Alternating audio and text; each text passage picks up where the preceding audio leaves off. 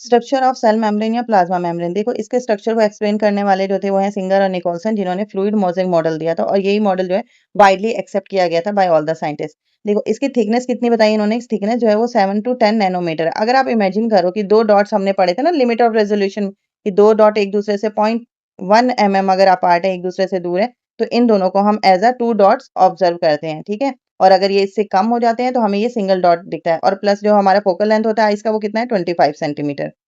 ये आपने चीजें पढ़ी थी। अब मैं कहती हूँ कि इनके बीच का जो गैप है ये 0.1 mm का जो था, इसके 1 लाख इक्वल पार्ट कर दो इस गैप के, ठीक है। इमेजिन कर सकते हो इसके 1 लाख इक्वल पार्ट, उसमें से 7 to 10 पार्ट जो होगा ना, इतनी सी थिकनेस इस प्लाज्मा मेम्ब्रेन की है, राइट। तो आपको अब आप इसकी थिकनेस आप इमेजिन कर पा रहे होंगे कितनी है।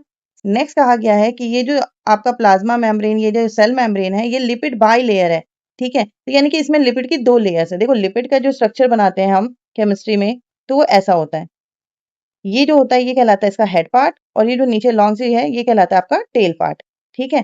टेल पार्ट जो होता है वो वाटर रिपेलिंग होता है, यानी कि ये पानी को पसंद नहीं करता। और हेड पार्ट जो होता है वो क्या होता है, वाटर लविंग होता है, तो ये पानी को पसंद करता है।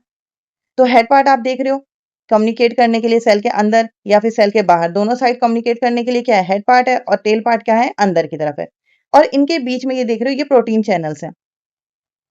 इस तरह का स्ट्रक्चर, ये जो आपके लिपिड दिख रहे हैं, ये लिपिड के मॉलिक्यूल ना तो एक दूसरे से ये अटैच्ड है, ठीक है। ये क्या कर सकते हैं, ये मॉलिक्यूल्स अगर ये इस तरह से हैं तो ये चाहे तो ये टेल पार्ट ऊपर भी कर सकते हैं, नीचे ये फ्लिप भी कर सकते हैं, ये घूम भी सकते हैं। यानी कि ये एक दूसरे के साथ तो है लेकिन किसी भी तरह से एक दूसरे से अटैच नहीं है।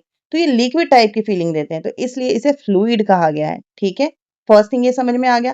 दूसरा क्या कहा है कि इसके बीच में क्या है, ये प्रोटीन चैनल्स जो है वो एम्बेडेड है। ये प्रोटीन चैनल्स अलाउ करते हैं कि कौन से आयन अंदर आएंगे या फिर कौन सी चीजें सेल से बाहर जाएंगे, तो एज अ गेट कीपर का काम करते हैं। तीसरा, ये जितने भी ये मॉलिक्यूल्स आपको दिख रहे हैं लिपिड के, ये ऐसे अरेंज होते हैं जैसे कि घरों में टाइलें अरेंज होती हैं, इसलिए इसे मोज़ेक टाइप का स्ट्रक्चर कहा गया है, ठीक है। तो आपको तीनों टर्म्स समझ में आ गए। फर्स्ट इसकी थिकनेस हो, दूसरी इसकी लिपिड बाइलेयर, तीसरा इसके एम्बेडेड प्रोटीन, और फोर्थ जो है इसका मोज़ेक टाइप का structure due to the arrangement of symmetrical arrangement of their lipid molecule.